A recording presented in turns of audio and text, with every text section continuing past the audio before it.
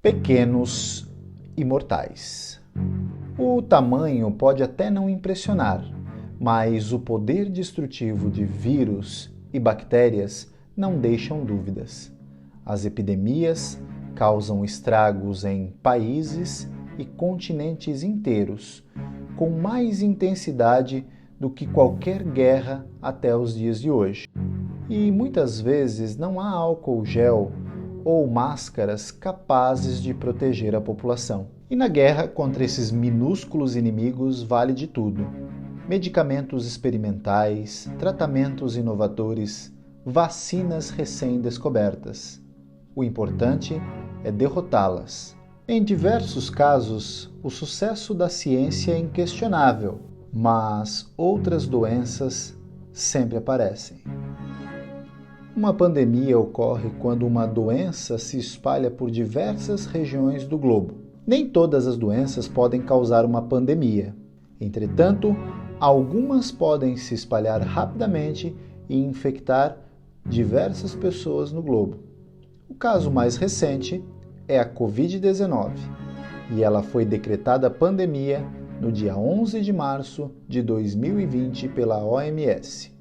É importante deixar claro que não é a gravidade da doença que a considera uma doença pandêmica, mas sim os aspectos geográficos que essa doença atinge.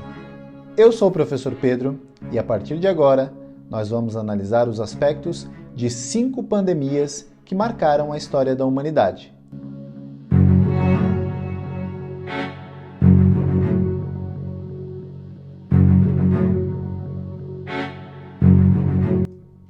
Pânico no século XXI.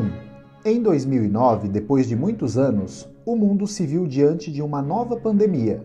Relembre agora a trajetória do H1N1, que em um ano matou mais de 6.000 pessoas. O vírus H1N1 consiste num subtipo do vírus influenza, que combinou o material genético do vírus da gripe humana com a gripe aviária e o da gripe suína.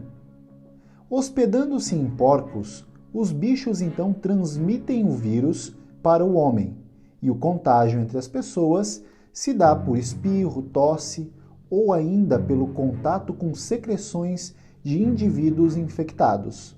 Os sintomas são parecidos com o da gripe comum e inclui febre altíssima, que aparece de repente, tosse, coriza, dor nos músculos, dor de cabeça e irritação nos olhos, surgindo por volta de 5 dias após a infecção. Foi no México que todo o caos começou. Em abril de 2009, as primeiras pessoas foram detectadas com o vírus H1N1. Um ano depois da epidemia, mais de 1.200 mexicanos já haviam morrido. Além das perdas humanas, o México perdeu entre 4 e 6 bilhões de dólares na sua economia. E os números de casos se alastraram rapidamente. Logo, os Estados Unidos e o Canadá já registravam seus primeiros casos de H1N1, fazendo com que esses países declarassem emergência sanitária. Até dezembro do ano da epidemia, mais de 5.000 casos já tinham sido registrados somente na América do Norte. Com a H1N1 se espalhando rapidamente, era questão de tempo até chegar nos vizinhos do sul. Embora o primeiro caso tenha sido registrado no Peru, o maior número de mortos foi mesmo no Brasil. Pelo tamanho do seu país e pela sua grande população, o Brasil contabilizou mais de 2.000 óbitos, seguido de Argentina, Equador e Bolívia. Em março de 2009, os primeiros casos da doença são registrados no México. Era o começo de uma epidemia local. Em maio de 2009, o primeiro caso da gripe suína é registrado no Brasil. Em junho de 2009, o Brasil anuncia o primeiro caso de óbito. Ainda em junho de 2009, a OMS declara a pandemia de H1N1. Em setembro de 2009, chegam ao Brasil as primeiras doses da vacina contra a gripe H1N1. Em agosto de 2010, em entrevista coletiva, a OMS anuncia que o ciclo de H1N1 acabou. Era o fim da pandemia. Da guerra à era atual. Conheça as origens da gripe espanhola, que dizimou populações inteiras no início do século XX, e entenda a evolução do vírus influenza, o causador da doença que afeta a nossa vida até hoje. Era 1918, o último ano da Primeira Guerra Mundial. O mundo estava dividido pelo conflito armado que tinha registrado aproximadamente 13 milhões de mortos entre soldados e civis. Enquanto isso, um outro perigo se configurava nessa disputa, tornando-se o inimigo de todos. Era a gripe espanhola, que vitimaria cerca de 50 milhões de pessoas pelo mundo. Um número de morte 5 vezes maior do que o registrado na própria guerra. A gripe espanhola foi uma pandemia causada por uma variação também do vírus influenza, que se propagou pelo ar por meio de gotículas e de secreção que chegavam às vias respiratórias. No início do século XX, ela ganhou esse nome por ter sido noticiada primeiramente pela Espanha, já que a maioria dos envolvidos na Primeira Guerra Mundial censuravam seus meios de comunicação, para que não divulgassem o surto, pois ele poderia atrapalhar o desempenho dos soldados durante a guerra. E embora na época acreditava-se que a doença tinha origem espanhola, posteriormente pesquisadores comprovaram que ela surgiu primeiro na China. Nos dias de hoje, conhecemos apenas por gripe, aquele mal que tanto ouvimos falar. Se a atuação do vírus da gripe já é bastante conhecida pelos cientistas, por que tivemos tantos casos de morte com a gripe espanhola em 1918? Na verdade, o grande número de mortos naquela época deve-se a uma variação do vírus. O vírus de uma gripe suína fundiu-se com o vírus da gripe humana e o DNA de ambos se misturaram, formando um terceiro vírus capaz de levar à morte todas as pessoas contaminadas. Os infectados apresentavam sintomas de uma gripe comum. Entretanto, de forma rápida, tinham hemorragia, febre e diarreia, além de contrair outras doenças, fruto da vulnerabilidade do organismo. E como essa doença chegou ao Brasil? A gripe espanhola desembarcou em nosso país pelos portos, em virtude do fluxo migratório que se estabelecia na época e devido à volta de muitos soldados da Primeira Guerra Mundial. As condições dos navios que transportavam os viajantes contribuíram para que a doença se espalhasse, já que as embarcações voltavam lotadas e o fluxo de ar nos ambientes era dificultado. As cidades portuárias sofreram com a epidemia, principalmente porque não conseguiram encontrar métodos para o tratamento e medidas de prevenção para a doença. Estima-se que entre outubro e dezembro de 1918, 65% da população brasileira adoeceu. Era o período pandêmico da gripe espanhola, e entre o número de mortes registrados, aproximadamente 14 mil aconteceram somente na cidade do Rio de Janeiro e 2 mil no estado de São Paulo. Você sabia? O vírus influenza sempre sofre pequenas alterações em sua superfície. O processo denominado como mudanças antigênicas leves. Por isso, todo ano a vacina contra a gripe é alterada, para que o combate ao vírus seja eficaz, de acordo com as modificações que ela sofreu. Ataque de cólera. Doença comum nos países mais pobres, a cólera já matou milhares ao longo dos anos e ainda reaparece com força em alguns lugares. Dificuldades intestinais sempre são um assunto constrangedor para se discutir em qualquer ambiente que seja, até mesmo nos consultórios. Ninguém gosta de tocar em assuntos nojentos. algo que gera uma sensação inevitavelmente desconfortável. Infelizmente, uma das doenças mais terríveis do planeta tem na diarreia um dos seus principais sintomas, e não há receita de vó que consiga derrubá-la de vez.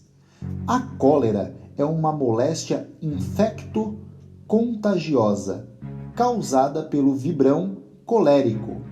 O vibrão nada mais é do que uma bactéria dotada de uma impressionante capacidade de se movimentar e possui um formato de vírgula.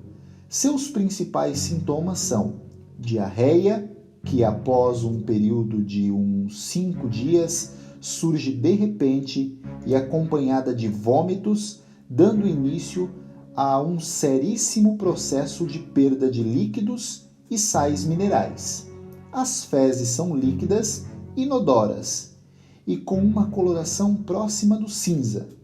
Tudo isso rapidamente evolui para um quadro de desidratação completa, baixa pressão arterial, insuficiência nos rins e coma que pode ter uma conclusão fatal. A transmissão dessa doença se dá a partir do contato com a água e alimentos contaminados pelas fezes ou vômitos dos doentes portadores. O homem é o único atingido pela doença e também é praticamente o seu único hospedeiro, pois se trata de um mal diretamente relacionado às condições de higiene e saneamento básico. É possível entender porque nos dias de hoje essa doença atinge as regiões mais pobres do globo. Mas nem sempre foi assim. As origens históricas dessa doença remontam à Índia, mais especificamente no rio Ganges, onde eram realizados rituais hinduístas de purificação. As pessoas se banhavam em más condições de higiene, e isso, aliado ao fato de que o vibrão se desenvolve normalmente na água, colaborou para que a cólera fosse transmitida. Foi durante a terceira epidemia que o médico John Snow fez uma importantíssima descoberta. Até o ano de 1854, acreditava-se na teoria de Edwin Chadwick, do Comitê Geral de Saúde inglês, a qual se dizia que a cólera era transmitida pelo ar. Era a chamada teoria miasmática, que só foi derrubada quando Snow, ao estudar a epidemia que acontecia no bairro proletário de Soho, em Londres, demonstrou toda a cadeia de transmissão do vibrão. O cientista fixou de uma vez por todas que a bactéria saía das fezes e contaminava a água e podia ser transmitida pela própria água ou por alimentos infectados. Todas as demais pandemias também deixaram um rastro de mortes pelo caminho. A última teve como foco epidêmico a cidade de Sulawesi, na atual Indonésia, avançando para países da Ásia, África e algumas regiões da Europa, aportando na América do Sul em 1991, primeiramente no Peru. Depois das cheias do Rio Madeira, que tomaram conta do estado de Rondônia no começo do ano de 2014, causando diversos transtornos para a população, um susto. As autoridades sanitárias declararam ter identificado a presença do vibrão colérico na capital, Porto Velho. Autoridades do estado vizinho, Amazonas, ligaram o alerta e iniciaram uma série de coletas de amostras do Rio Madeira para averiguação.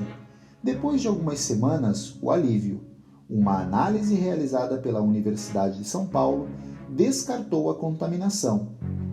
É que, dos diversos tipos de vibrão existentes na natureza, apenas 2 tipos causam a doença: o 01 e o 139. E aquele que foi encontrado em Porto Velho não pertenciam a nenhum desses 2 subgrupos.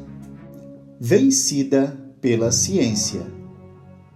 A incrível história de uma das epidemias mais terríveis de todos os tempos e que foi derrotada por uma vacina há mais de 30 anos. Acostumados com uma carteirinha de vacinação e campanhas regulares, é até difícil imaginar uma época em que não havia essa divisão de carteirinhas de vacinas obrigatórias e separadas por faixa etária. O Programa Nacional de Imunização foi formulado apenas no ano de 1973, logo após o sucesso das campanhas de erradicação que derrotaram a varíola de uma vez por todas. Essa é uma das enfermidades infecto-contagiosas mais devastadoras que já se teve notícia no planeta. O homem é o único afetado por esse mal, e o contágio se dá por vias respiratórias e gotículas de saliva. O período de incubação dura de 7 a 17 dias. Os primeiros sintomas incluem náusea, febre alta, cefaleia, delírios e dores nas costas. Conforme vai progredindo, a doença entra em sua fase mais delicada, com as doloridas lesões cutâneas repletas de pus tomando conta do corpo. Estima-se que toda a mortalidade chegue a 30%. Para se ter uma ideia de como a doença era letal, quando os espanhóis resolveram invadir o território mexicano e conquistá-lo, o comandante Hernán Cortés reuniu um imenso contingente. Sua tropa era constituída por cerca de 500 homens unidos a um exército indígena subjugado e rivais dos astecas, mas acima de tudo, suas armas secretas e bem inesperadas foram a chegada do sarampo e principalmente da varíola, doença às quais os nativos não ofereciam resistência alguma, colaboraram para dizimar os indígenas em poucos meses. A história da varíola é extremamente antiga e suas origens bem controversas. Indícios encontrados na múmia do faraó egípcio Ramsés V comprovam que ele faleceu da doença. Além disso, a moléstia matou também a rainha Maria II da Inglaterra e o rei Luís XV da França. Contaminou Beethoven e Joseph Stalin. No Brasil, nós temos o episódio conhecido como a Revolta da Vacina. A vacina da varíola não aportou de forma muito tranquila no Brasil. Na verdade, ela chegou num contexto de um período histórico bastante conturbado. É que no ano de 1904, o Brasil, então governado por Rodrigues Alves, estava decidido a passar por um processo de urbanização e melhoria nas condições de saneamento básico da população, já que o nosso país estava atrasadíssimo nesse ponto. Nessa mesma época, o governador resolveu tomar atitudes bem drásticas para acabar com a moléstia, que mais atingiu a nação. Iniciou uma verdadeira caçada ao mosquito causador da febre amarela. Contudo, nada se comparou à atitude para se derrotar a varíola. Muitas pessoas ainda duvidavam da eficácia da vacina e, acreditando que poderiam até mesmo ser infectadas caso recebessem a dose. Então o governador não teve dúvidas, decretou uma lei que tornava a vacina obrigatória. A erradicação global. Os esforços deram resultado. Em 1977, foi registrado o último caso da doença por conta natural, na Somália. No ano seguinte, ocorreu a última morte por essa enfermidade. Em 1980, a OMS anunciou oficialmente a erradicação da varíola em todo o planeta, na maior vitória da saúde pública que se tem notícia. A mais antiga. A epidemia da peste negra foi relativamente curta, mas deixou um impressionante saldo de mortos e doentes. Para entender um pouco sobre como era o comércio na antiguidade, é preciso se situar numa época em que o fluxo de mercadorias funcionava em uma forma completamente diferente, inclusive durante o período que esteve sob o sistema feudal. A Europa viveu num total isolamento. O pouco comércio que existia acontecia ali mesmo, por meio de trocas dentro do próprio feudo. Porém, entre os séculos XI e XIV, aconteceu um verdadeiro renascimento cultural e urbano no continente, com relações entre o Oriente e o Ocidente restabelecida. As rotas comerciais aflorariam por toda a parte. Essa enfermidade é causada pela bactéria Yersinia pestis, um bacilo identificado apenas no século XIX. Ela se aloja na pulga dos ratos contaminados e, ao ser transmitida para os seres humanos, atinge o nódulo linfático, que ficam nas regiões do pescoço, das virilhas e axilas. Como consequência, estas áreas incham e se tornam verdadeiras placas de pus. Os demais sintomas da moléstia também são bem complicados e desagradáveis, pois inclui vertigem, enjoo, vômito de sangue e um quadro de febre que pode ser superior a 40 graus, além de problemas no pulmão. A terrível epidemia da peste negra do século XIV, que assolou a Europa, começou na China ou na Ásia Central, por volta do ano de 1333, e só atingiu o continente europeu em 1347. Descendo pela Rota da Seda, os indícios são de que ela veio por meio dos ratos que viajavam junto com os mercadores.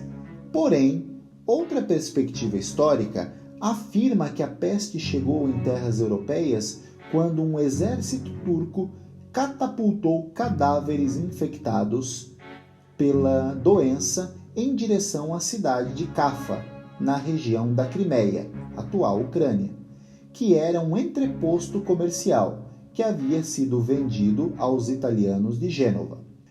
E ainda que os estragos da enfermidade fossem seríssimos, dali por diante, aquele não foi o primeiro surto epidêmico da peste. Nenhuma prevenção foi válida, nem valeu a pena qualquer providência dos homens. Nessa citação de Decamerão, obra sempre lembrada por descrever em detalhes a peste negra, Giovanni Boccaccio é direto ao ponto. Não tinha como reagir à epidemia da moléstia que devastou a Europa. Se não foi a pior, é bem provável que a peste negra esteja na lista das piores tragédias humanitárias da história. É muito difícil precisar dados tão antigos, mas tudo indica que a doença matou 1/3 da população europeia, depois que aportou em Crimeia, em 1337. Estima-se que nesse processo epidêmico, cerca de 25 milhões de pessoas tenham morrido. Os europeus que adquiriram a enfermidade na época da epidemia ficavam com o corpo necrosado, repleto de manchas negras, daí o nome do mal. Nas palavras de Boccaccio, as manchas maiores se assemelhavam a ovos e maçãs, infestando o corpo inteiro, coxas, virilhas, braços. Boa parte delas levando a um quadro fatal, difícil escapar.